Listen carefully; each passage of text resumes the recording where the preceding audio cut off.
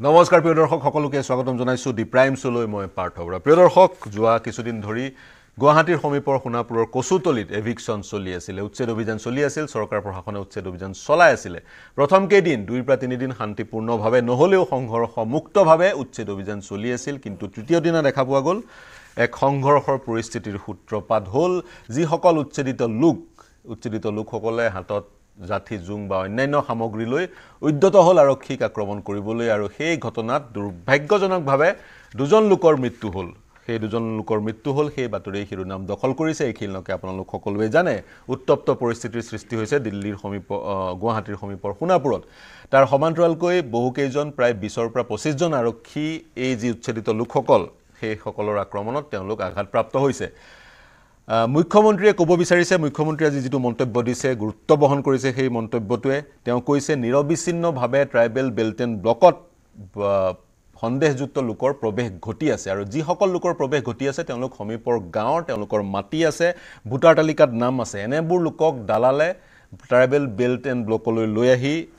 নিগাজিকৈ বসতি কৰাৰ অৱকাশ দিছে, আৰু এনেধৰণে ডিমৰীয়া অঞ্চলত প্ৰায় 4000 সন্দেহজনক লোকে বসতি স্থাপন কৰিলে, আৰু 5-6 বছৰত এই সংখ্যা হ'বকৈ 25000। তেওঁলোকে ৰাজনৈতিক অধিকাৰ এক্সাৰ্ট কৰিব সেই অঞ্চলসমূহত, আৰু তেতিয়া তেওঁলোকক আৰু উচ্ছেদ কৰিব পৰা নাযাব। এয়া মুখ্যমন্ত্ৰীৰ ভাষ্য, যি ভাষ্য ইতিমধ্যে সকলোতে প্ৰতিক্ৰিয়াৰ সৃষ্টি কৰিছে। মই পুনৰ কৈছোঁ, দালালে লৈ আহে বুলি কৈছে এনেসকল লোকক সমীপৰ গাঁৱৰ পৰা, যিসকল লোকে আহিবলৈও মন নকৰে। মুখ্যমন্ত্ৰীৰ ভাষ্য। কথা পাতিম সেই উচ্ছেদ বনাম বেদখলকাৰীৰ। ট্ৰাইবেল বেল্ট এণ্ড ব্লকৰ যি নিয়ম 1950 চনৰ পৰা চলি আহিছে বৰদলৈৰ সময়ৰ পৰা, সেই অঞ্চলসমূহত কেনেকৈ বেদখলকাৰী সোমাবলৈ পাইছে এইটো এই মুহূৰ্তৰ প্ৰাসংগিক প্ৰশ্ন, আৰু উচ্ছেদ অভিযানত কেনেকৈ সেই দুজন লোকৰ মৃত্যু হ'বলৈ পালে এইটো এটা স্বাভাৱিকতে প্ৰাসংগিক প্ৰশ্ন। আমাৰ সৈতে ষ্টুডিঅ'ত সংযুক্ত হৈ আছে দিলীপ শৰ্মা, মুখপাত্ৰ বিজেপি। আমাৰ সৈতে সংযুক্ত হৈ আছে দুধনৈৰ পৰা সদৌ ৰাভা ছাত্ৰ সন্থাৰ সাধাৰণ সম্পাদক ডক্টৰ সুভাষ ৰাভা। দিল্লীৰ পৰা সংযুক্ত হৈ আছে মুখ্য উপদেষ্টা আমছুৰ আইনুদ্দিন আহমেদ। কংগ্ৰেছৰ গুণকান্ত গগৈ আমাৰ সৈতে সংযুক্ত হৈ আছে। ৰাইজৰ দলৰ জয়ন্ত কুমাৰ দাস সংযুক্ত হৈ আছে, আৰু দিব্যজ্যোতি মেধি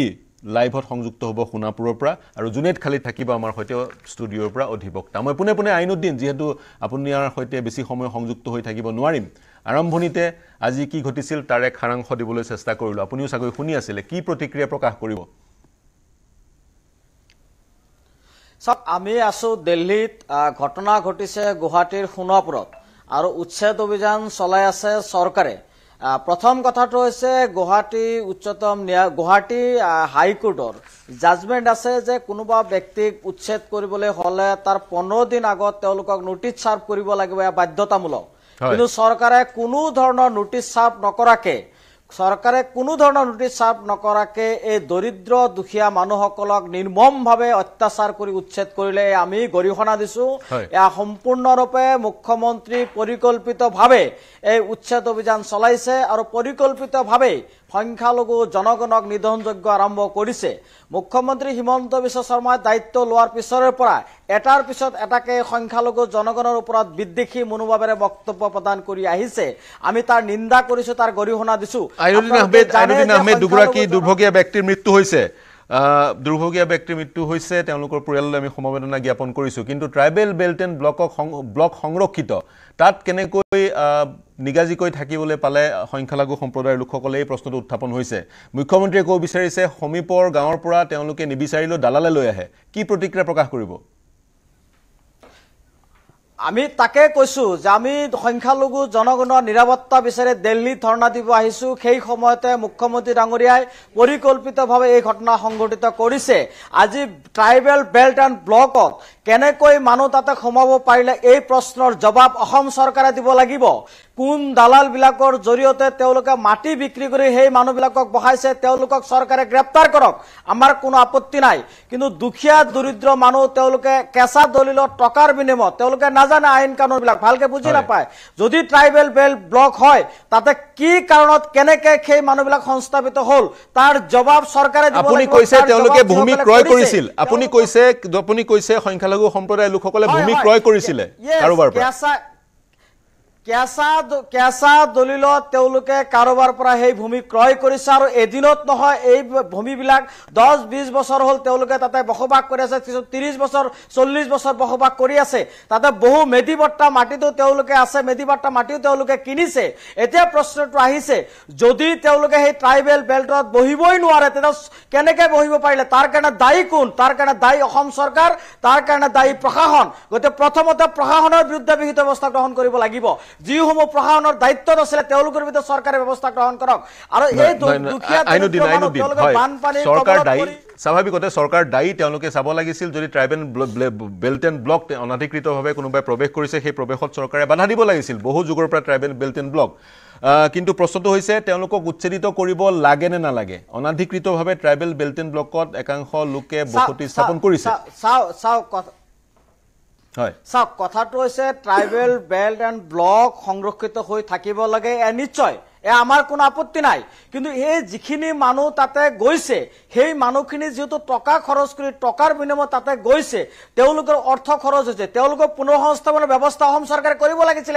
আজি ভাৰতীয় সাংবিধানিক ব্যৱস্থা অনুযায়ী যদি কোনোবা মানুহক উচ্ছেদ কৰিব লাগে তেওঁলোকক সংস্থাপন কৰাটো বাধ্যতামূলক চৰকাৰৰ কল্যাণকামী ৰাষ্ট্ৰৰ ডিউটি এজন ভাৰতীয় নাগৰিক হিচাপে সেইখিনি পোৱাৰ দায়িত্ব আছিলে কিন্তু তেওঁলোকক পুনঃসংস্থাপন নকৰাকে তেওঁলোকক যেনেকুৱা ধৰণৰ নিৰ্মমভাৱে অমানৱীয় উচ্ছেদ কৰিলে গুলিকাণ্ড সংঘটিত হলে 3 জন মানুহ মৃত্যুবৰণ কৰিবলগীয়া হল 30 জনৰ অধিক আহত হ'বলগীয়া হল তাৰ কাৰণে দায়ী সম্পূৰ্ণ অসম চৰকাৰ তাৰ কাৰণে দায়ী মুখ্যমন্ত্ৰী হিমন্ত বিশ্ব শৰ্মা হিটলাৰ ইহত আৰম্ভ কৰিছে তাৰ জবাব অসমৰ ৰাইজক দিব লাগিব মই আপোনাৰ মন্তব্য ললো হয় আপোনাৰ মন্তব্য ললো স্পষ্টভাৱে কৈছো আইনুদ্দিন মুখ্যমন্ত্ৰীয়ে সমান্তৰাল আৰু এটা স্পষ্টভাৱে মুখ্যমন্ত্ৰী আৰু এটা কথা কৈছে সেইসকল লোক তেওঁলোকৰ মাটি আছে সমীপত তেওঁলোকৰ মাটি আছে তেওঁলোকক দালালে লৈ আহে গতিকে তেওঁলোকক যদি উচ্ছেদিত কৰা হৈছে তেওঁলোক নিজৰ শুনা না মুখ্যমন্ত্ৰী ডাঙৰীক এই দাদা শুনক মুখ্যমন্ত্ৰী ডাঙৰীক এই ধৰণৰ মন্তব্য কৰিলে নহব গুলিকাণ্ড কিয় হল তাৰ জবাব মুখ্যমন্ত্ৰী ডাঙৰী দিব লাগিব মানুহৰ কিয় মৃত্যুবৰণ কৰিব লাগিব তাৰ জবাব মুখ্যমন্ত্ৰী দিব লাগিব কিয় তাতে এই ধৰণৰ ঘটনা সংঘটিত হ'ব তাৰ কাৰণে মুখ্যমন্ত্ৰী ডাঙৰ জবাব দিব লাগিব মই আপোনাৰ পইণ্টটো ললো স্বাভাৱিকতে মৃত্যু হ'ব নালাগিছিল শান্তিপূৰ্ণভাৱে সেই উচ্ছেদ অভিযান হ'ব লাগিছিলে কিয় উদ্যত হ'ল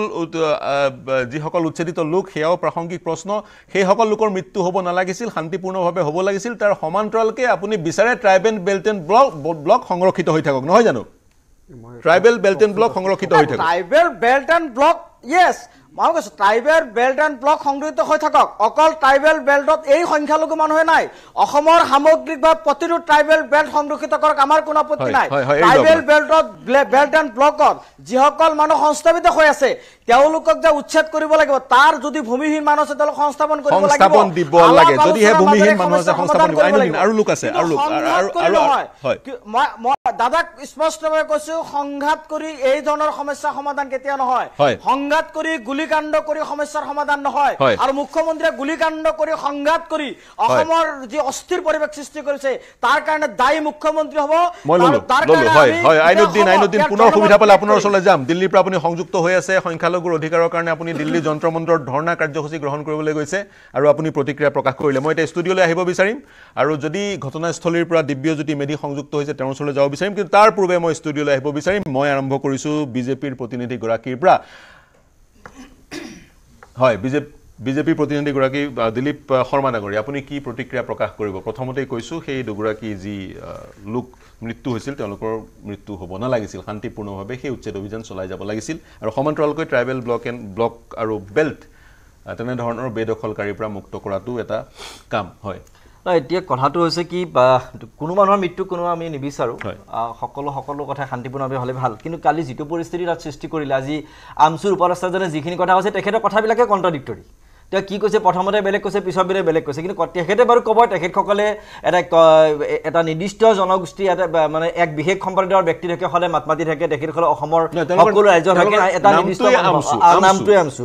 তেখেতসকলক মোৰ ক'বলগীয়া একো নাই তেওঁলোকে এটা নিৰ্দিষ্ট সম্প্ৰদায়ৰ মানুহক প্ৰতিনিধিত্ব কৰিছে আৰু তেখেতসকলে একমাত্ৰ ৰাজনৈতিক বেনিফিটৰ কাৰণে হওক বা অন্যান্য বিষয়ৰ কাৰণে সেই কথাখিনি ক'বই লাগিব সেইটো মই ঠিক আছে বাৰু কিন্তু কথাটো হৈছে কি এই যিখিনি ট্ৰাইবেল বেল্ট আৰু ব্লক মানে অসমৰ মাননীয় মুখ্যমন্ত্ৰী ডাঙৰী এটা উদ্ধাৰ কৰিব এই একাংশ আগ্ৰাসনকাৰী বিশেষ সম্প্ৰদায়ৰ লোকে অসমৰ বিভিন্ন প্ৰান্তত এনেকৈ তেওঁলোকে ভূমিবোৰ দখল কৰিছে আজি সোণাপুৰত যিটো ঘটনা সংঘটিত হৈছে এই মানুহখিনি ভূমিহীন মানুহ নহয় এই মানুহখিনি বুঢ়া বুঢ়ী মৰিগাঁৱৰ বুঢ়া বুঢ়ীৰ ওচৰত তেওঁলোকৰ ঘৰ আছে দৰঙৰো কিছুমান মানুহ আছে বুলি কৈছে আৰু সেই মানুহখিনি ইতিমধ্যে মাতি আছে তাৰপিছত তেওঁলোকে কিয় এটা আগ্ৰাসী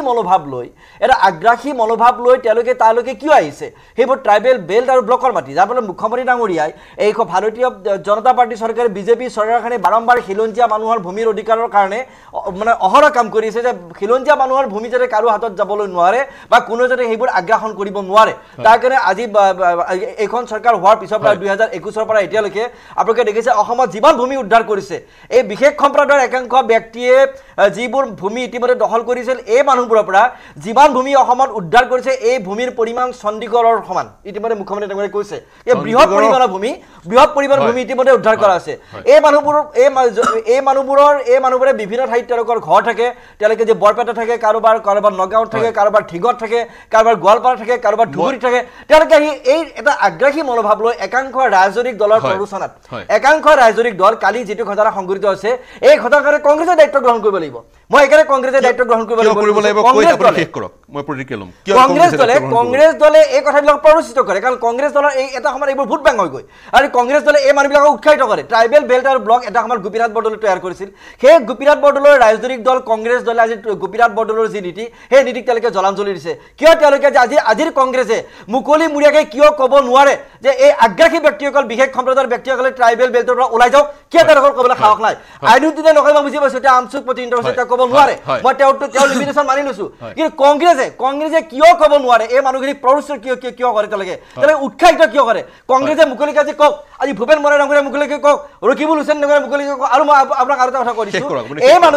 মানুহখিনিক নটিচ দিয়া হৈছিল জাননী দিয়া হৈছিল সোণাপুৰ ৰাজহ চক্ৰবাৰে তেওঁলোকক ইতিমধ্যে জনোৱা আছিল যে তেওঁলোক তাৰ পৰা উঠি যাব লাগে কেইবাদিন আগৰ পৰা তেওঁলোকক নটিচ দিয়া হৈছিল তেওঁলোকে শুনা নাই তেওঁলোকে আৰু এই কথাটো ভুলকৈ ব্যাখ্যা কৰাইছে কংগ্ৰেছক মই অনুৰোধ যে কংগ্ৰেছে এই কথাবিলাকত প্ৰৰোচিত কৰা সলনি অসমৰ খিলঞ্জীয়া মানুহৰ অধিকাৰ ৰক্ষাৰ কাৰণে ট্ৰাইবেল বেল্ট আৰু ব্লক ৰক্ষাৰ কাৰণে কংগ্ৰেছে মুকলিকৈ এই মানুহখিনি পিছ আপোনাৰ পইণ্টটো ললো মই গগৈ ডাঙৰীয়া আপোনাৰ ওচৰলৈ যাম মন্তব্য ল'বলৈ তাৰপিছত মই ঘটনাস্থলীৰ পৰা সংযুক্ত হ'ম দিব্যৰ সৈতে দিব্য মেধি আমাৰ সৈতে সংযুক্ত হৈছে স্থানীয় যুৱক আৰু জ্যেষ্ঠ নেতা প্ৰাক্তন ছাত্ৰ নেতা বৰ্তমান বিজেপিৰ নেতা তেওঁৰ সৈতে ওচৰলৈ যাম কিন্তু তাৰ আগতে গগৈ ডাঙৰীয়া প্ৰথম কথা আমাৰ বিজেপিৰ প্ৰতিনিধিগৰাকীয়ে পুনতে তেওঁলোকে ৰাজনীতিকৰণে কৰে উচ্ছেদৰ বিৰোধিতা কংগ্ৰেছে কোনোদিনে কৰা নাই যদি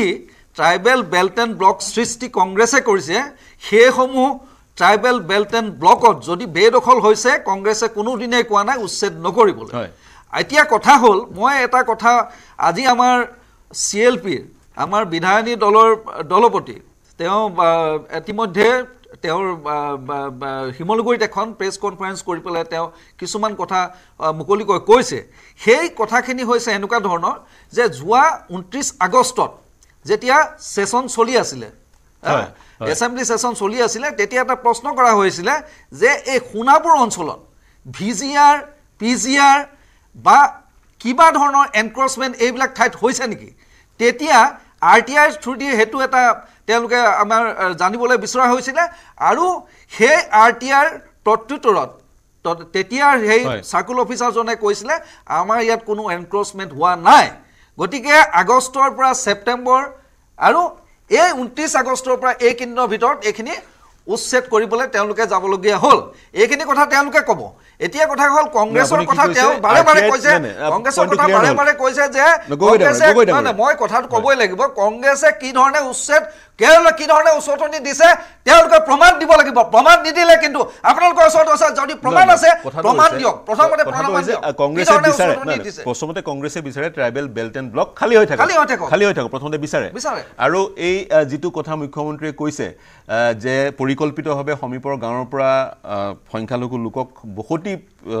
বসতিৰ পথ প্ৰশস্ত কৰা হয় সেই বিষয়টোত আপুনি কেনেদৰে প্ৰত্যুত্তৰ দিয়ে পৰিকল্পিতভাৱে ৰাজনৈতিকভাৱে যাতে এটা ভোট বেংকৰ সৃষ্টি হয় ভোট বেংকৰ সৃষ্টিৰ কাৰণে ডিমৰিয়াত 4000 লোক সংযুক্ত মই এটা কথাই কওঁ এইখন চৰকাৰ যোৱা 8টা বছৰ এই চৰকাৰখন কি চকুমুদি আছিলে নেকি দেখা নাছিলে যদি কৰবাত এনক্ৰচমেণ্ট কৰিছে কি কাৰণে তেওঁলোকে সেই সময়ত সঠিক উপযুক্ত ব্যৱস্থা তেতিয়া নললে নোটিস দিব লাগিব নোটিস উচ্ছেদ কৰক না তেতিয়া নললে এতিয়া লব পাৰে নাই তেতিয়া নললে এতিয়া লব পাৰে নিশ্চয় আমি কেতিয়াও কোৱা নাই আমি আজিও কোৱা নাই উচ্ছেদৰ বিৰোধিতা কৰা নাই আমি কৈছো উচ্ছেদ কৰক এওঁলোকে কি কৰিছে পৰিচিতভাৱে কংগ্ৰেছক এটেক কৰিছে আৰু মোৰ কথা হ'ল কথা হ'ল এটাই কথা যে পৰিচিতভাৱে এইটো ৰাজনীতিকৰণ কৰিব নালাগে কংগ্ৰেছে কেতিয়াও কোৱা নাই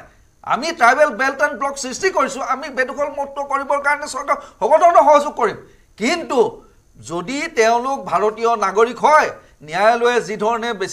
ধৰণে তেওঁলোকক নটিচ জাৰি কৰিব লাগে যি ধৰণে সময় দিব লাগে সংস্থাপিত কৰিব লাগে জীৱন আৰু জীৱিকাৰ সুৰক্ষা চৰকাৰে কৰিব লাগিব তেওঁলোকৰো কৰিব লাগিব যদিহে তেওঁলোক ভাৰতীয় নাগৰিক হয় বেদখলৰ নামত কোনো ধৰণৰ হাৰাশাস্তি তেওঁলোকে কৰিব নোৱাৰে ভাৰতীয় যদি নাগৰিক নহয় মই দিব্যৰ ওচৰলৈ যাব লাগিব এতিয়া কালি যে দুগৰাকী ব্যক্তিৰ মৃত্যু হ'ল ইয়াৰ কাৰণে সম্পূৰ্ণ দায়ী কংগ্ৰেছ দল আপোনালোকৰ ওপৰত ডিফেমেশ্যন কেছ হ'ব আপুনি এই আপুনি প্ৰমাণ দিয়ক প্ৰমাণৰ বিহনে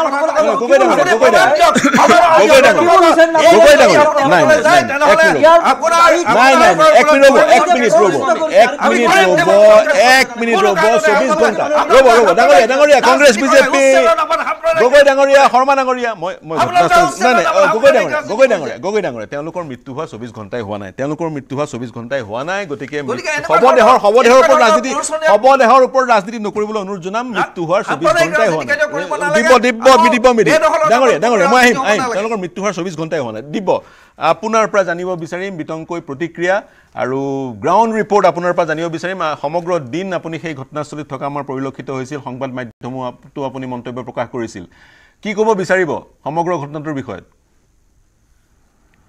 আসলতে এই এলেকাবোৰত আজি বেদখল হোৱা নাই এই এলেকাবোৰত বিগত প্ৰায় 30 বছৰ 40 বছৰ ধৰি বেদখল হৈ আহি আছে আৰু এই এলেকাসমূহ জনজাতীয় আবেষ্টনী এলেকাৰ অন্তৰ্গত এই এলেকাসমূহত ইয়াৰ বহিৰাগত বহু লোকে আহি বসবাস কৰিছে বহু চৰকাৰী ভূমি ইতিমধ্যে বেদখল হৈছে বহু গ্ৰেজিং ৰিজাৰ্ভৰ ভূমি বেদখল হৈছে আৰু সেইসমূহ উচ্ছেদ চলাবলৈ ডিমৰাবাসী ৰাইজে ডিমৰাৰ বিভিন্ন দল সংগঠনে ডিমৰাৰ সকলো ৰাইজে ঐক্যবদ্ধভাৱে দীৰ্ঘদিন ধৰি দাবী জনাই আহিছিলে আৰু যোৱা 21 আগষ্ট তাৰিখে নিশা 4খন ট্ৰেক্টৰেৰে নিশাৰ ভাগত মায়ঙৰ এখন চাপৰিৰ পৰা এই অঞ্চললৈ বসতি স্থাপনৰ অৰ্থে কিছু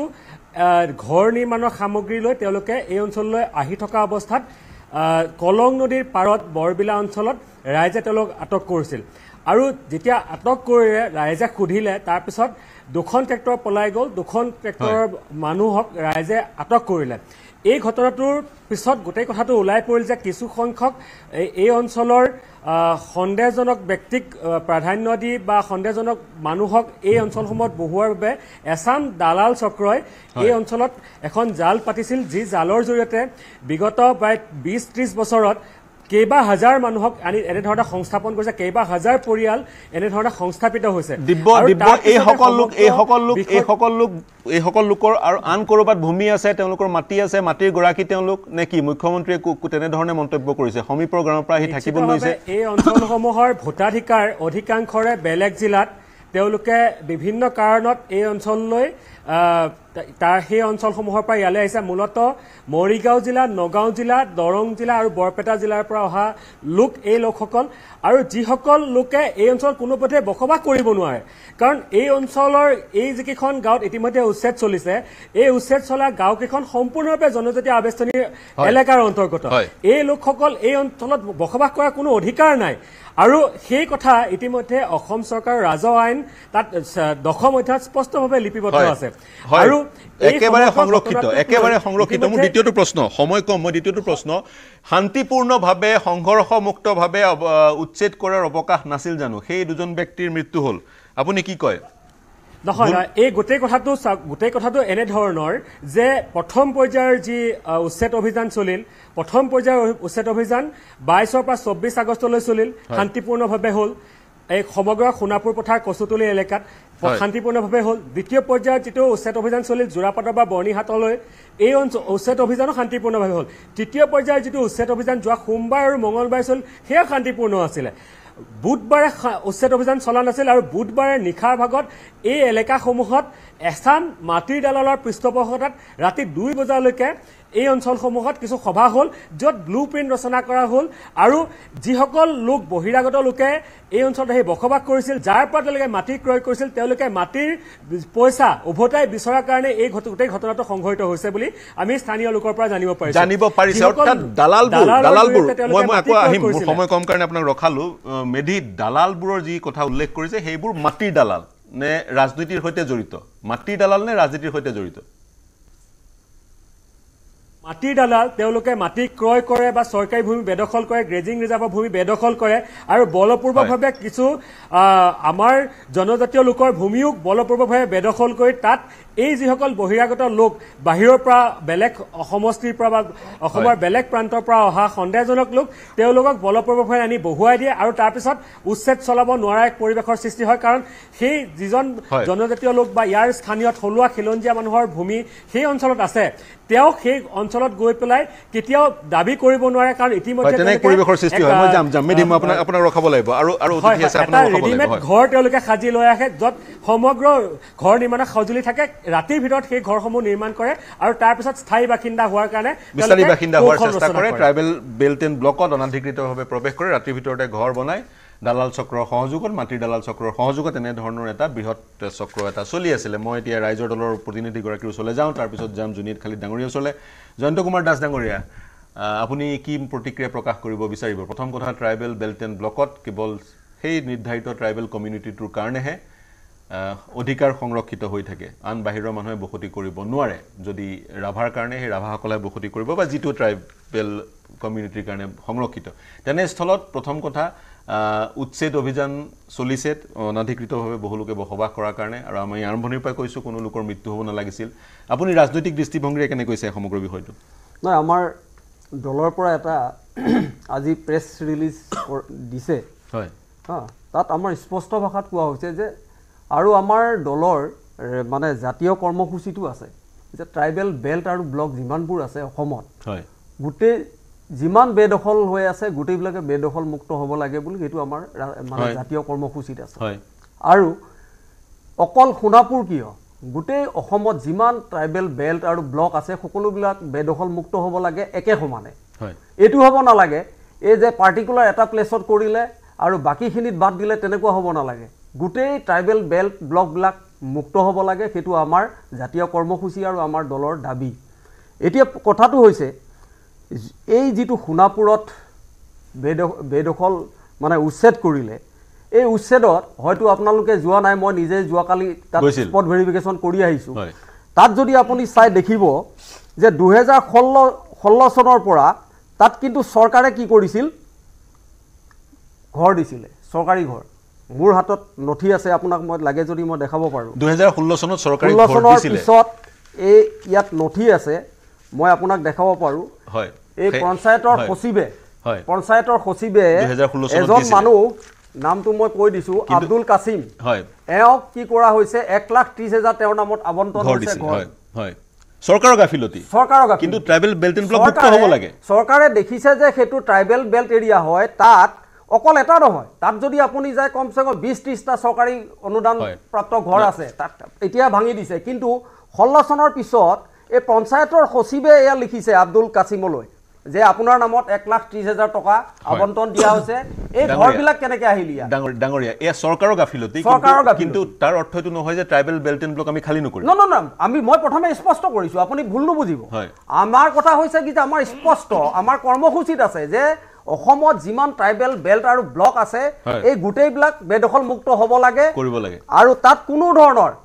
ধৰণৰ বেলেগ মানুহ আহি যাতে বসতি কৰিব নোৱাৰে সেইটো কোনে ৰাখিব সেইটো ৰাখিব লাগিব চৰকাৰে সেইটো নৱ দৰ্শনত থাকিব লাগে কিন্তু সেই চৰকাৰে কেনেকৈ নন ট্ৰাইবেল মানুহক তাত চৰকাৰী ঘৰ আবণ্টন দিলে অকল সেইটোৱে নহয় সেই এৰিয়াত মই আপোনালোকক আৰু তথ্য দিওঁ ইয়াতে দলিল পৰ্যন্ত আছে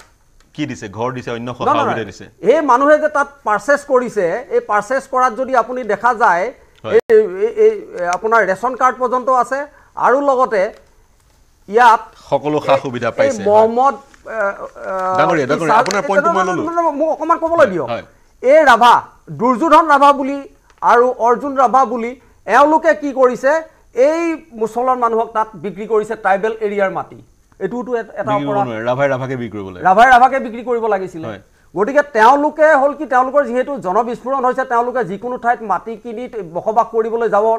বিচাৰে কিন্তু কথা হৈছে কি সেই ট্ৰাইবেল বেল্টত থকা যিখিনি মানুহ তেওঁলোকৰো এটা কৰ্তব্য থাকে যাতে নন ট্ৰাইবেল মানুহক তাত মাটি বিক্ৰী নকৰে সেইখিনি তেওঁলোকেও চাব লাগিব হয় আপুনি ক'লে জনবিস্ফোৰণৰ কাৰণে সংখ্যালঘু লোকসকল বসতি স্থাপন কৰিব বিচাৰিছে অনুৰূপ ধৰণে সেই ট্ৰাইবেল বেল্ট এণ্ড ব্লকত থকা লোকসকলে পইচাৰ অভাৱত বিক্ৰী কৰিব পাৰে মোক 10 ছেকেণ্ড দিয়ক মই নিজে স্পট ভেৰিফিকেশ্যন কৰিছোঁ নিজে স্পট ভেৰিফিকেশ্যন কৰিছোঁ তাৰ পৰা 1 কিলোমিটাৰ দূৰলৈ যদি যোৱা যায় তেতিয়াহ'লে দেখিব 1971 চনৰ পিছত আহা হিন্দু বাংলাদেশী গাঁও এখন তাতে আছে মই ফটো মাৰি আনিছোঁ ট্ৰাইবেল বেল্টৰ ব্লকত নহয় ট্ৰাইবেল বেল্টৰ ভিতৰত সেই গাঁওখন উচ্ছেদ হ'ব সেইখনো উচ্ছেদ হ'ব মানে ইয়াতে যিহেতু বিদেশী হয় বিদেশী কোনো ধৰ্ম নাই কোনো জাতি নাই গতিকে অকল মুছলমানখিনিক কেলে নহয় ট্ৰাইবেল বেল্ট এণ্ড ব্লকত যদি হিন্দু গাঁওখন আছে সেইখনো তাৰ পৰা আঁতৰিব লাগিব সেইখনো আঁতৰিব লাগিব নিয়ম অনুসৰি মোৰ আৰু দুগৰাকী অতিথি আছে মই সদৌ ৰাভা ছাত্ৰ সন্থাৰ প্ৰতিনিধিগৰাকীও আছে তেওঁৰ ওচৰলৈ যাম কিন্তু মই তাৎক্ষণিকভাৱে জুনেদ খালিদ ডাঙৰীয়া আমাৰ সৈতে সংযুক্ত হৈছে আইনী বিশ্লেষণটো 3 পৰা 4 মিনিটত তেওঁৰ পৰা ল'ব বিচাৰিম আপুনি কেনেভাৱে গোটেই বিষয়টো বিশ্লেষণ কৰে চাওক প্ৰথম কথা হৈছে এই যিবিলাক এভিকশ্যনছ আমি এই বৰ্তমান গভৰ্ণমেণ্ট আৰু আগৰ বিজেপি গভৰ্ণমেণ্টৰ টেনিয়ৰত দেখিছোঁ এইবিলাক ইণ্টাৰনেশ্যনেলি লিগেলি টাৰ্মটো হৈছে মানে ফ'ৰ্চড এভিকশ্যন বলপূৰ্বকভাৱে এইবিলাক এভিক কৰা হয় চৰকাৰী মাটিত কোনোবা আছে এভিকশ্যন হ'ব লাগে সেইটো ৰুল কিন্তু এভিকশ্যন হোৱাৰ লগে লগে যিহেতু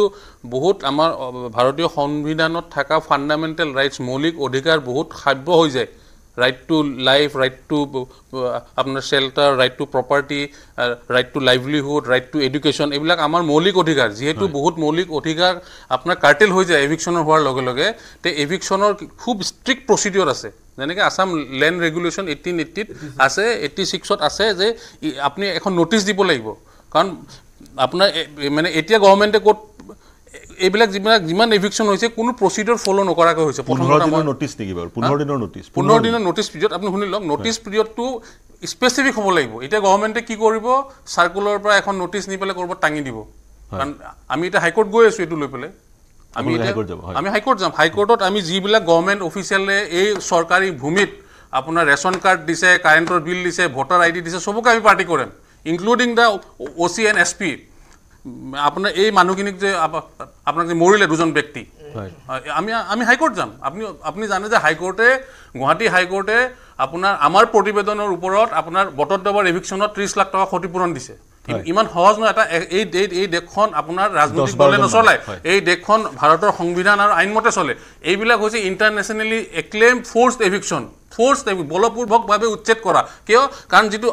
আপোনাৰ যিটো ৰুল আছে ৰুলটো ফ'ল' কৰা নাই আপুনি নোটিছ দিব নোটিছৰ 15 ডেজ পিৰিয়ড থাকিব তাৰপিছত আকৌ এপিলৰ সুবিধা আছে এপিলেট অথৰিটিত আপুনি যাব এপিল কৰিব এপিলটো ডিছপ'জ হ'ব তাক এম্পুল সময় দিব এম্পুল সময় দিয়াৰ পিছত মানুহটো নিজে যদি চিফ্ট নহয় তেতিয়া আপুনি সেই মানুহটোক উচ্ছেদ কৰিব পাৰিব এইটো হৈছে ডিউ প্ৰচিডিউৰ এইটো এদিনত খন্তেকীয়ভাৱে নহয় আৰু ইণ্টাৰনেশ্যনেলি কেইবাখনো ফ'ৰ্চড এভিকশ্যন বুলি আপুনি ফ'ৰ্চড এভিকশ্যন এইটো ইণ্টাৰনেশ্যনেল টাৰ্ম হয় ফ'ৰ্চড এভিকশ্যন সাপ্লিমেণ্টাৰী কুৱেশ্যন এটা সুধি লওঁ যিসমূহ এৰিয়া সুৰক্ষিত 6 শিডিউল হওক ট্ৰাইবেল বেল্ট এণ্ড ব্লক হওক বা সংবিধানৰ বিশেষ 1971 ইত্যাদিৰ যোগেদি যি স্থানত নাগালেণ্ড হওক অসমৰো বড়োলেণ্ড ইত্যাদিত যদি তেনেধৰণে অনাধিকৃতভাৱে আন লোকে হিন্দু হওক মুছলমান হওক অনাধিকৃতভাৱে বসবাস কৰে তেওঁলোকক উচ্ছেদ কৰিব লাগিব নহয় জানো নিশ্চয় উচ্ছেদ কৰিব লাগিব মোক বস্তুটো বুজি লওক উচ্ছেদ হ'ব লাগিব চৰকাৰী মাটিত কোনো দখল কৰিব নোৱাৰিব ৰিজাৰ্ভ লেণ্ডত কোনো দখল এইটো ৰুল হয় forest land reserve land rule হয় এইটো ৰুল হয় আপুনি তাত বহিবই দিব নোৱাৰে কাকোকে বহিব দিয়াটো এটা অপৰাধ যিসকল বিষয়বগীয়া যেনেকৈ আমাৰ ৰাইজৰ দলৰ প্ৰৱৰ্তকে ক'লে যে কোনোবাই পঞ্চায়তৰ দিছে সিও এটা ক্ৰিমিনেল অফেন্স কৰিছে মানে এইবিলাক মানুহ আউটত আনিব লাগিব আপোনাৰ এইবিলাক মানুহ প্ৰথমটো বহিব দিব নোৱাৰে যদি বহি গৈছে তে মানুহখিনি উচ্ছেদ কৰিবলৈ এটা ডিউ ইণ্টাৰনেশ্যনেলি চেটেল ৰুল আছে ৰাষ্ট্ৰসংঘ ইউনাইটেড নেশ্যনছৰ কেইবাখন united nation convention on forced eviction বলপূৰ্বকভাৱে উচ্ছেদৰ ইউনাইটেড নেশ্যনছৰ আপোনাৰ কনভেনশ্যন আছে য'ত ভাৰতবৰ্ষ এখন ছিগনেটৰী নেশ্যন হয় ইণ্ডিয়া এখন ছিগনেটৰী নেশ্যন এইবিলাক চব ভাইলেট কৰি বৰ্তমান অসম চৰকাৰে এভিকশ্যনছখিনি এইটো এভিকশ্যন নহয় যিমানকেইটা এভিকশ্যন কৰিছে চব এইবিলাক ইণ্টাৰনেশ্যনেল নৰ্মছ ভাইলেট কৰিছে আপুনি প্ৰত্যাহ্বান জনাব গুৱাহাটী উচ্চ ন্যায়ালয়ত সমগ্ৰ বিষয়টো প্ৰথমতে আইনগতভাৱে আমাৰ যিকেইজন পেনেলিষ্ট আছে সকলোৱে মানি লৈছে বা সকলোৰে ধাৰণাটো প্ৰায় একেই এই হাউচৰ পৰা যে সেই যিবোৰ সংৰক্ষিত এৰিয়া সেইসমূহ এৰিয়াত আন লোকে অনাধিকৃতভাৱে বসবাস কৰিব নালাগিছিল কিন্তু বিভিন্ন কাৰণত কৰিলে কিন্তু উচ্ছেদ কৰাৰ সময়ত বিভিন্ন প্ৰক্ৰিয়াৰ মাজেৰে শান্তিপূৰ্ণভাৱে উচ্ছেদ কৰিব লাগে কিন্তু উচ্ছেদ কৰিব লাগে সেইবোৰ অঞ্চল সেই সকল লোকৰ পৰা মুক্ত কৰাব লাগে আৰু যাৰ কাৰণে সংৰক্ষিত কৰা হৈছে তেওঁলোকক তেওঁলোকে যাতে সেইসমূহ অঞ্চলত অধিকাৰ সুনিশ্চিত কৰিব পাৰে সেই কথা চৰকাৰে নিশ্চিত কৰিব লাগে মই সদৌ ৰাভা ছাত্ৰ সন্থাৰ সাধাৰণ সম্পাদক ডক্টৰ সুভাষ ৰাভাৰ ওচৰলৈ যাব বিচাৰিছোঁ আপোনালোকে আজি এখন সংবাদমেল দিল্লীত গুৱাহাটীত সম্বোধন কৰিছিল কি ক'ব বিচাৰিব আপোনাৰ প্ৰতিক্ৰিয়া কি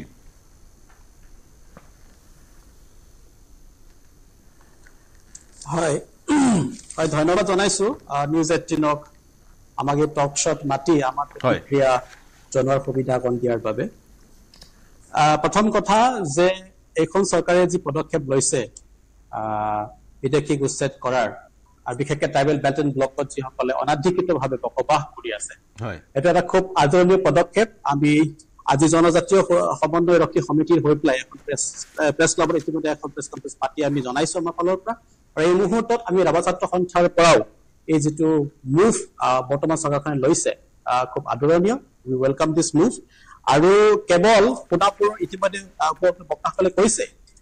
কেৱল সোণাপুৰৰ প্ৰস্তুতিতে হ'ব বাকী যিমান ট্ৰাইবেল বেল্ট এণ্ড ব্লকছ য'ত বহিৰাগতসকলে দখল মানে বেআইনীভাৱে বা অবৈধভাৱে দখল কৰিছে সেইটো উচ্ছেদ হ'ব লাগে গতিকে তাৰ সম্পূৰ্ণ হ'ব লাগে ই আমাৰ স্পষ্ট কথা আৰু গোটেই কথাখিনিৰ পৰা এইটো স্পষ্ট হৈছে যে আমি সকলোৱে একেমুখে স্বীকাৰ কৰো যে অসমখনত বেদখল হৈছে অসমখনৰ যিখিনি ট্ৰাইবেল বেল্ট এণ্ড ব্লক আছে সেইখিনিত বিদেশীয়ে আহি তাত বাখৰ পাতিছে সেইখিনি আমি একমুখে সকলোৱে স্বীকাৰ কৰো আৰু এই সময়ত সকলোৱে একমুখে একেটা সময়ত কৈছে যে আমি ট্ৰাইবেল বেল্ট এণ্ড ব্লকত ট্ৰাইবেল বা প্ৰত্যেক ক্লাছৰ বাহিৰে যিসকলে অনাধিকৃতভাৱে বসবাস কৰিছে বা তাত ভূমি আগ্ৰাসন কৰিছে গতিকে এইখিনি একেবাৰে সকলোৱে মানি লৈছে খুব স্পষ্ট কথা ভাল কথা এতিয়া এইখিনিতে কথাবিলাক আহিছে যে ধৰক শান্তিপূৰ্ণভাৱে হ'ব লাগে আৰু আমি যিখিনি খবৰ আমি পাইছো যে সোণাপুৰত শান্তিপূৰ্ণভাৱেই হৈ আছিল কিন্তু কিছুমান বক্তব্যৰ পিছত এটা ৰাজনৈতিক দলৰ বক্তব্যৰ পিছত তাত পৰিস্থিত হোৱা বুলি পেলাই স্থানীয় মানুহৰ পৰা খবৰটো আহিছে গতিকে এই সময়ত মই কোনো ৰাজনৈতিক বক্তব্য দিব খোজা নাই মই একেবাৰে সম্পূৰ্ণ সাংগঠনিক দৃষ্টিভংগীৰে ৰাভা ছাত্ৰ সন্থাৰ এগৰাকী প্ৰতিনিধি হিচাপে ট্ৰাইবেলৰ এগৰাকী প্ৰতিনিধি হিচাপে ট্ৰাইবেল বেল্ট এণ্ড ব্লক যি ট্ৰাইবেল বা প্ৰত্যেক ক্লাছৰ কাৰণে আইনগতভাৱে সৃষ্টি কৰা হৈছিল সেইখিনি যাতে অসমখনক বচোৱাৰ স্বাৰ্থত ট্ৰাইবেলক বচোৱাৰ স্বাৰ্থত চৰকাৰে কাম কৰে আৰু কেৱল কেলেই মানে ট্ৰাইবেল আপুনি খিলঞ্জীয়া সংগঠনসমূহ আছে ইয়াত একত্ৰিত হৈ মুক্ত কৰাব লাগে কিন্তু আপুনি এটা গুৰুত্বপূৰ্ণ মন্তব্য কৰিছে এটা ৰাজনৈতিক দলে উচতনি দিছে বুলি কৈছে আপুনি কোনটো দলৰ কথা কৈছে ইয়াতে কংগ্ৰেছ আছে বিজেপি আছে ৰাইজৰ দল আছে আমাৰ প্ৰতিক্ৰিয়া ল'বলৈ সুবিধা হ'ব কংগ্ৰেছে উচতনি দিয়া বুলি কৈছিল নেকি আপুনি হয় স্থানীয় যিটো আমাৰ খবৰ তাৰ পৰা যিটো আহিছে আমালৈ যিটো আহিছে সেইটো কংগ্ৰেছৰ কথাই আহিছে গতিকে এইখিনি মই ডিবেট কৰিব খোজা নাই যিখিনি স্থানীয় ৰাজ্যৰ পৰা খবৰটো আহিছে এইখিনি কথাই মই ব্যক্ত কৰিছো মই আপোনাক এৰিলো পুনৰ আপোনাৰ পৰা এটা মই পুনৰ আপোনাৰ ওচৰলৈ আহিম অবিভক্ত গোৱালপাৰাত মাটি কিনা বেচাক লৈ অসম চৰকাৰে যি নতুন নিয়ম প্ৰস্তাৱিত নিয়ম বা আইন এখন অনাৰ প্ৰসংগটো উল্লেখ কৰিছে সেই প্ৰসংগত আপোনাৰ মন্তব্য কি সেই বিষয়ে জানিম কিন্তু মই পুনৰ ষ্টুডিঅ'লৈ আহিব বিচাৰিছো কংগ্ৰেছে উচতনি দিছে গগৈ ডাঙৰীয়া অভিযোগ উত্থাপন হৈছে ইতিমধ্যে শৰ্মা ডাঙৰীয়াই অনুৰূপ অভিযোগ দিছে মই আপোনাৰ কথাখিনি বা এই ডক্টৰ সুভাষ ৰাভা সদৌ ৰাভা ছাত্ৰ সন্থা মই তেখেতক এটা এই মঞ্চৰ পৰাই এটা জনাইছো প্ৰত্যাহ্বান জনাইছো আপুনি ডাঙৰীয়া আপোনাৰ যদি ক্লিপ আছে আপোনাৰ যদি প্ৰমাণ আছে প্ৰমাণ দিয়ক নহ'লে এনেকে এই পাব্লিক এখন মঞ্চত এই ধৰণৰ আপুনি একিউজ নকৰিব আমি নহ'লে এই ধৰণৰ হ'লে আইনী ব্যৱস্থা ল'বলৈ বাধ্য হ'ম আপোনাৰ যদি কিবা তথ্য আছে আপোনাৰ যদি প্ৰমাণ আছে কংগ্ৰেছে উচতনি দিছে আপুনি দিয়ক আপুনি ওপৰতে কথাটো নক'ব আমি উচতনি দিয়া যদি প্ৰমাণ তথ্য আছে দিয়ক আপোনাৰ হাতত যদি কিবা আছে স্পষ্ট ৰূপত হয় আপুনি আহ্বান জনালে তেওঁৰ পৰা মই যদি কিবা তথ্য প্ৰমাণ আছে তেওঁৰ পৰা ল'ম কিন্তু মই পুনৰ আলোচনাৰ মাজলৈ আহিব বিচাৰিছোঁ এভিকশ্যনৰ কথা পাতি আছিলোঁ এভিকশ্যন কি চলি আছে আৰু ইতিমধ্যে অসম চৰকাৰৰ মুখ্যমন্ত্ৰী অসমৰ মুখ্যমন্ত্ৰীগৰাকীয়ে মন্তব্য কৰিছে যে এভিকশ্যন চলোৱা হ'ব ট্ৰাইবেল বেল্ট এণ্ড ব্লক খালী কৰা হ'ব কিন্তু আৰু আন এটা মন্তব্য কৰিছে গুৱাহাটীৰ সমীপতে যদি এই ধৰণৰ বেদখল হৈছে সমগ্ৰ অসমত কেনেধৰণৰ বেদখল হৈছে কল্পনা কৰক সেই ধৰণৰ মন্তব্যটো কৰিছে গতিকে শৰ্মা ডাঙৰীয়া আপুনিও তেনেধৰণৰ শংকা প্ৰকাশ কৰিব স্বাভাৱিকতে এতিয়া কথাটো হৈছে কি অসমৰ মাননীয় মুখ্যমন্ত্ৰী ডাঙৰীয়াৰ নেতৃত্বত বৰ্তমান যি ধৰণৰ উচ্ছেদ চলিছে বা খিলঞ্জীয়া মানুহৰ অধিকাৰ ৰক্ষাৰ হকে যি ধৰণে তেখেতে কাৰ্যপন্থা লৈছে এইটো আদৰণীয় আৰু ৰাজ্যৰ প্ৰতিগৰাকী ব্যক্তিয়ে প্ৰতিগৰাকী খিলঞ্জীয়া ব্যক্তিয়ে অসমীয়া মানুহে বা অসমত স্থায়ীভাৱে বসবাস কৰা সকলো মানুহে এই সিদ্ধান্তক আদৰণি জনোৱা উচিত নাম্বাৰ 1 নাম্বাৰ 2 তেখেতে এই আগ্ৰাসন বা এই ধৰণৰ যিবোৰ বেদখল এইবোৰ ৰোধ কৰিবৰ কাৰণে আনকি অসম ভূমি ৰাজহ আইন এটো যোৱা আপোনাৰ অসম বিধানসভাৰ সেশনত দ্বাদশ অধ্যায় সংযোজন কৰি সেইখন সংশোধনী আছে 1886 যিখন গতি সেইখনো সংশোধনী কৰি একেনে আনিছে যে ইতিমধ্যে বটদ্ৰ বা বৰপেটা সত্ৰকে ধৰি যা যিবোৰ 250 বছৰীয়া পুৰণি যিবোৰ ঐতিহ্যমণ্ডিত ঠাই সেইবোৰ সংৰক্ষণ কৰিবৰ কাৰণে তেখেতে ব্যৱস্থা কৰিবলগীয়া হৈছে একেৰে ব্যৱস্থা কৰিবলগীয়া হৈছে এই চৰকাৰখন যে এইবোৰ সকলো আগ্ৰাসনৰ মাজত গুচি গৈছে এইবোৰ ঠাইতে লাহে লাহে প্ৰায় নোহোৱা হৈ গৈছে একাংশ বিশেষ সম্প্ৰদায়ৰ মানুহ আৰু যিসকলে যে চাৰুপিনে আগ্ৰাসন কৰি আছে চাৰুপিনে বেদখল কৰিছে এই মানুহখিনিক সংৰক্ষণ এই মানুহখিনিক ৰক্ষণাবেক্ষণ দিব কাৰণে একাংশ ৰাজনৈতিক দল যিবোৰে উচ্চতাই আছে বুলি কথাবোৰ আহিছে আজি ৰকিবুল হুছেইনৰ বক্তব্য আপুনি চাব ৰকিবুল হুছেইন ডাঙৰীয়াৰ বক্তব্য আজি মই প্ৰেছ মিট চাইছিলোঁ এবাৰো কোৱা নাই যে আপোনালোকে মানুহখিনি তাৰ পৰা ওলাই যাওক সেইটো নকয় বৰং চৰকাৰলৈকে দুখটো ঠেলি আছে বাৰম্বাৰ তাৰমানে কি এই কথাবিলাকে কি কৰে এই কথাবিলাকে কৰে কি এই মানুহখিনিক উৎসাহিত কৰি পেলাই উৎসাহটো ডাইৰেক্টলি কৰিব নালাগেতো যে আপোনালোকে চৰকাৰৰ বিৰুদ্ধে যুঁজক তেনেকৈ ক'ব নালাগেতো অৰ্থাৎ তেওঁলোকৰ বক্তব্য প্ৰমাণ কৰি দিয়ে আজি ৰকিবুল হুছেইন ডাঙৰীয়াৰ বক্তব্য চাইছোঁ বিৰোধী নেতাবিলাকৰ বক্তব্য চাইছোঁ তেওঁলোকৰ বক্তব্য হৈছে বাৰম্বাৰ মানে আওপকীয়াকৈ তেওঁলোকে এই উচ্চৰিত মানুহখিনিৰ পক্ষত তেওঁলোকে অৱস্থান লয় আৰে আপোনালোকে ভাই খিলঞ্জীয়া মানুহৰ স্বাৰ্থত কথা এষাৰ কৈ পাওকচোন এষাৰ বাক্য মাত মাৰক আপোনালোকে 15 বছৰ চৰকাৰ থাকিলে এই গোপীনাথ বৰদলৈ ডাঙৰীয়া অসমৰ প্ৰথম মুখ্যমন্ত্ৰী যি ব্যৱস্থা কৰি থৈ গ'ল 1 মিনিট যি ব্যৱস্থা কৰি থৈ গ'ল 1 মিনিট আপুনি একো নকৰিলে আৰু বৰ্তমান আপোনালোকে গোপীনাথ বৰদলৈৰ বিৰুদ্ধে কাম কৰি আছে গোপীনাথ বৰদলৈৰ বিৰুদ্ধে আপোনালোকে কাম কৰি আছে মুখ্যমন্ত্ৰী ডাঙৰীয়া ডক্টৰ হিমন্ত বিশ্ব শৰ্মা ডাঙৰীয়াই বাৰম্বাৰ তেখেতে প্ৰস্তাৱ গ্ৰহণ কৰি এই মানুহখিনি অসমৰ খিলঞ্জীয়া মানুহক ৰক্ষাৰ কাৰণে কাম কৰি গৈছে আৰু এই বেদখলকাৰীসকলক আজি আপোনালোকে এই কাৰণে অসমখন ইতিমধ্যে সকলো বেদখলত গুচি গৈছে কথাটো হৈছে কংগ্ৰেছে এবাৰো নকয় যে মানুহখিনি পিছুৱাই যাওক এই মানুহখিনি বেদখল নালাগে এবাৰ কৰিবলগীয়া আছে ইয়াক কংগ্ৰেছ আৰু কংগ্ৰেছে সমগ্ৰ অসমৰ পক্ষে নষ্ট কৰিব কাৰণে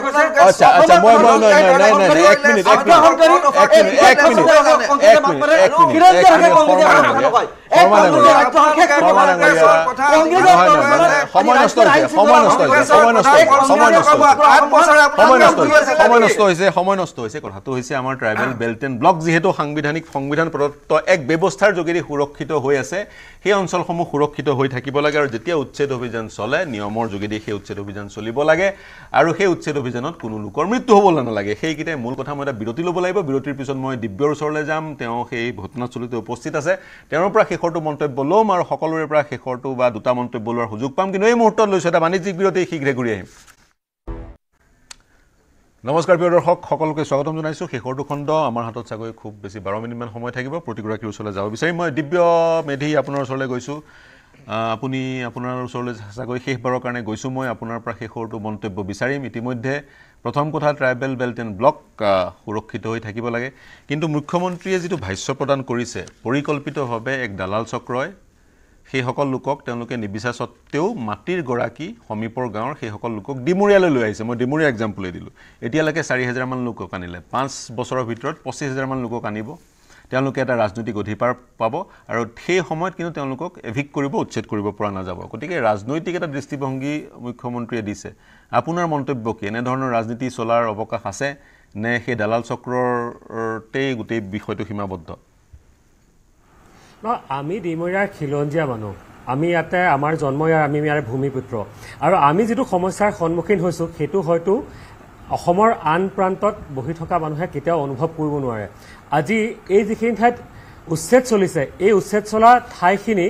প্ৰায় 15 কিলোমিটাৰ এলেকা মানে ৰাষ্ট্ৰীয় ঘাইপথৰ পৰা কলং নদীৰ পাৰলৈ এই এলেকাটো প্ৰায় 15 কিলোমিটাৰ এলেকা আৰু এই 15 কিলোমিটাৰ এলেকা সম্পূৰ্ণৰূপে বেদখল হৈছে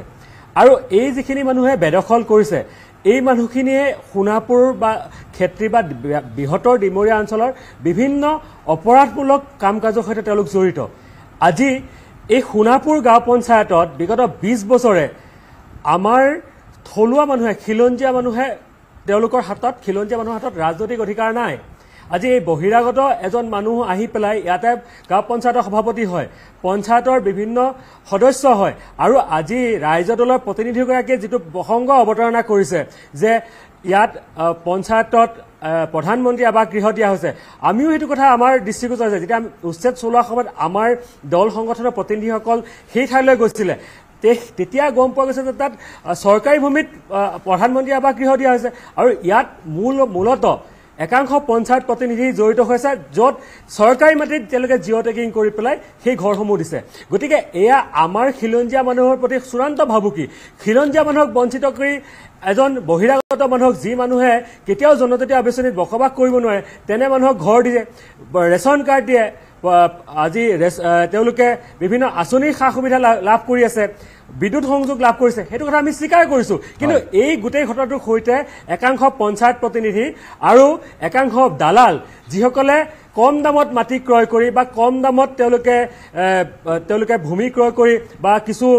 মাটি বেদখল কৰি তেওঁলোকে এই মাটিসমূহ বেছি দামত বিক্ৰী কৰিছে যিসকল এই অঞ্চলৰ কেতিয়াও নহয় এই বহিৰাগত মুনাফা লুটিছে দালালজনে স্থানীয় লোকৰ পৰা কম দামত মাটি কিনিছে দালালজন স্থানীয় ব্যক্তি আৰু তেওঁ সেই মাটি অধিক দামত বাহিৰৰ মানুহক বেচিছে সেইটোৱে কৈছে আপুনি নহয় মই স্থানীয় লোকৰ পৰা মই আজিলৈকে তেওঁলোকে মাটি কিনা মই দেখা নাই কিন্তু যথেষ্ট সংখ্যক এতিয়া যিসকল উচ্ছেদিত তেওঁলোকৰ ভাষ্যত এটা কথা স্পষ্ট হৈ পৰিছে যে এই লোকসকলক কিছুমান দালালে তেওঁলোকক 50,000 পৰা 3 লাখ পৰ্যন্ত দামত মাটিসমূহ বিক্ৰী কৰিছে আৰু এতিয়া তেওঁলোকৰ ঘৰ যেতিয়া উচ্ছেদ চলোৱা হৈছিল সেই দালালসমূহৰ পৰা তেওঁলোকে মাটিৰ পইচা উভতাই বিচাৰিছে আৰু সেই মাটিৰ পইচা উভতাই বিচৰাৰ কাৰণে এনেকুৱা ধৰণৰ ৰক্তাক্ত পৰিৱেশৰ সৃষ্টি হৈছে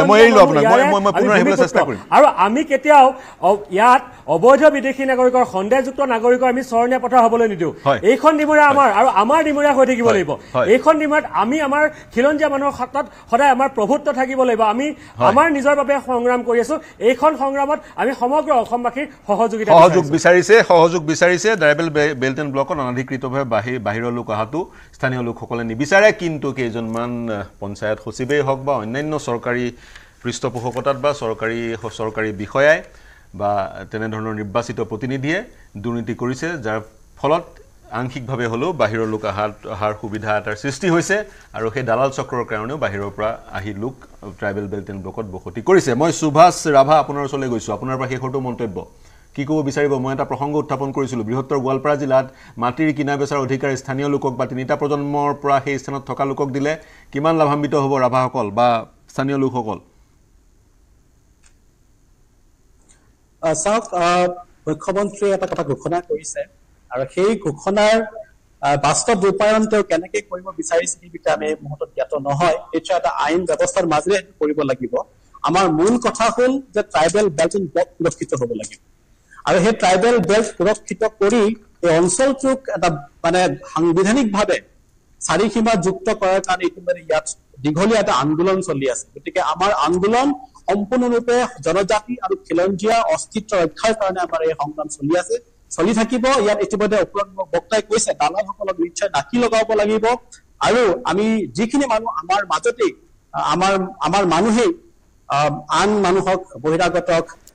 মাটি বিক্ৰী কৰিছে সেইবিলাকৰ ক্ষেত্ৰত আমি নিশ্চয় তেওঁলোকক বুজোৱাৰ কাৰণে কাৰ্যপন্থা ল'ব লাগিব আমি বদ্ধপৰিকৰ আমি কৰিম